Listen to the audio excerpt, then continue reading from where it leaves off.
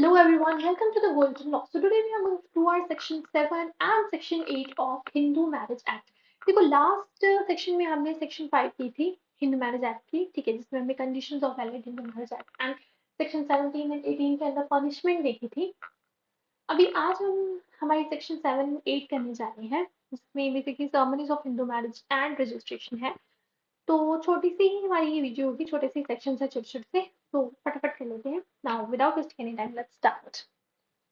तो सेक्शन 7 जो है वो बात कर रहा है सर्मनीज फॉर हिंदू मैरिज। तो हिंदू मैरिज जो है वो सोलमनाइज की जा सकती है with customary rights and ceremonies of either party. दोनों पार्टीज में से किसी भी पार्टी की जो भी सर्मनीज राइट्स एंड सर्मनीज चलते हैं उस हिसाब से जो हिंदू मैरिज है उसे परफॉर्म किया जा सकता है, ठीक है।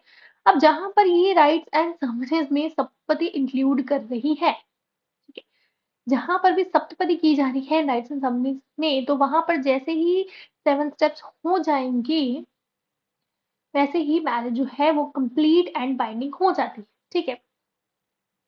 Now we have section 8 registration of Hindu marriage. देखो अभी यहाँ पर रजिस्ट्रेशन का छोटा सा प्रोसेस है, 5 सब सेक्शन है, फटाफट कर लेंगे। अभी ये क्या कह रही है, फर्स्ट सब सेक्शन हमारी क्या कह रही है, that for the purposes of facilitating the proof of Hindu marriages. हम हिंदू मैरिजेस के प्रूफ के लिए, अब ये प्रूफ क्यों चाहिए होते हैं, डिवोर्स के केसेस में, मैट्रिमोनियल केसेस में, जितने भी हैं मेंटेनेंस वगैरह में केसेस में प्रूफ ऑफ हिंदू मैरिजेस लगते हैं, ठीक है। तो for the facilitating of proof of Hindu marriage state government कुछ रूल बना सकती है, जिसमें वो पार्टीज को कह सकती हैं कि ये पर्टिकुलर्स जो है इसमें आप अपनी मैरिज अरेंज करो, ठीक है ना। तो कुछ रूल्स जो है वो बना सकती है रिगार्डिंग मैरिजेस एंड ऑल, ठीक है। और उस कंडीशंस के अकॉर्डिंगली जो हिंदू मैरिज रजिस्टर है उसमें मैरिजेस जो है वो रजिस्टर करवा सकती है, ठीक है। देन सबसेक्शन 2 क्या कह रहा है, that not withstanding anything contained in subsection 1, state government जो है अगर उसे लगता है कि ये जरूरी है, एक्सपीडियंट है, तो वो कंपल्सरी करवा सकती है कि शादी की जो रजिस्ट्रेशन है वो आप करवाओ, ठीक है। और जहां पर ऐसी डायरेक्शंस इशू की गई हैं, अगर वो कोई भी पर्सन कॉन्ट्रीब्यूट करता है उन डायरेक्शंस को, तो वो ठीक है पनिशेबल ऑफेंस होगा विद फाइन विच में एक्सटेंड टू 25 रुपीज। अभी all rules made under this section shall be laid before the state legislature. अगर कोई भी रूल्स सेक्शन के अंदर बनाए जाते हैं तो सबसे पहले वो स्टेट लेजिस्लेचर को ले डाउन किए जाएंगे जैसे ही वो बनाए जाएंगे। अभी हिंदू मैरिज रजिस्टर जो होगा वो एट ऑल रीजनेबल टाइम जो होगा वो ओपन होगा फॉर इंस्पेक्शन, मीन जो नॉर्मली पब्लिक इंस्पेक्शन के लिए भी जो हिंदू मैरिज रजिस्टर है वो ओपन होगा, ठीक है। क्योंकि